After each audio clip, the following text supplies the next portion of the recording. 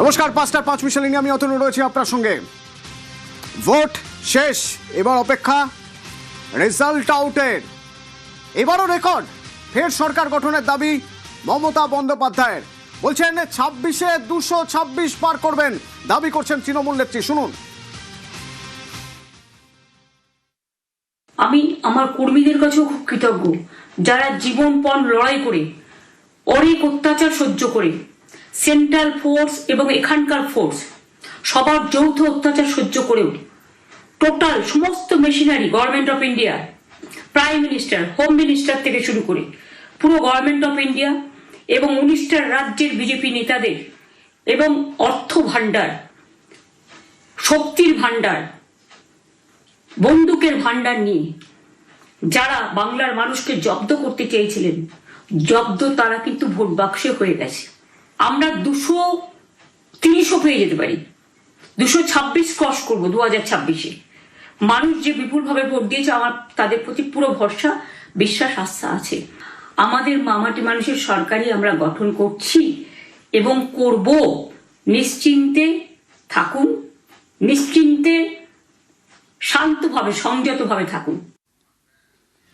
Strong room পাহারায় মমতা, স্ট্রংরুমে কারচুপির আশঙ্কা করছেন মমতা বন্দ্যোপাধ্যায়।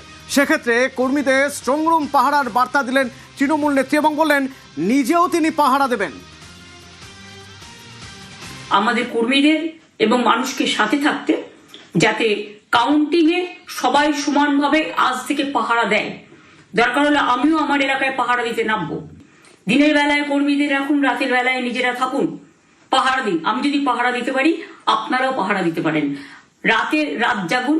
এই সময় ওরা ইভিএম মেশিন যখন কাউন্টিং হল থেকে, যখন মানে যেখানে স্টোর করা হয়েছে সেখান থেকে যখন কাউন্টিং হলে নিয়ে যাবে, তখন কিন্তু মেশিন বদলে দেওয়ার সম্ভাবনা ওরা প্ল্যান করেছে।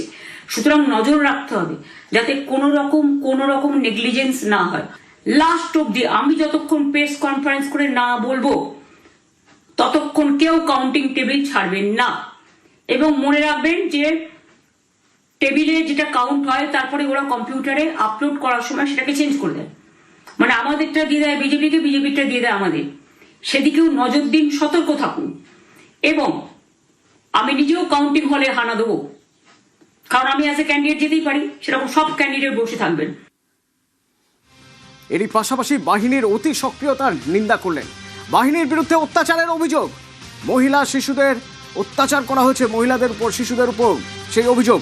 কমিশনের অফিসারদের নিশানা করলেন মমতা। সেন্ট্রাল ফোর্স যে ব্যবহার কাল করেছে এবং তাতে যে নতুন পুলিশগুলো অ্যাপয়েন্টমেন্ট হয়েছিল, যারা আমার হাতে ছিল না, তারা ভীষণ মেয়েদের মেরেছে, বাচ্চাদের মেরেছে। যে ভদ্রলোক উদয়নারায়ণপুরে ভোট দিতে গিয়ে মারা গিয়েছে, আমি তার শোকাহত পরিবারকে সমবেদনা জানাবার ভাষা আমার নেই, কিন্তু পরিবারটার পাশে আমরা থাকবো। এবং যে তৃণমূল কংগ্রেস কর্মীরা এমনকি সাংবাদিকদেরও মেরেছে, আমি যেখানে ছিলাম ভবানীপুরে চক্রবেড়িয়ায়, আমি বাচ্চাদেরও মেরেছে, মহিলাদেরও মেরেছে, একতরফা মেরেছে। যাদের তৃণমূল কংগ্রেসরা জীবন দিয়ে লড়াই করেছেন, মার খেয়েছে, তবুও তারা এলাকা ছেড়ে যাননি।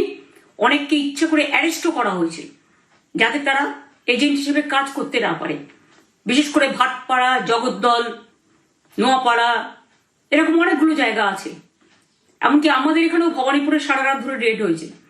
আমি সারা রাত 2 দিন ধরে দু রাত ঘুমাইনি।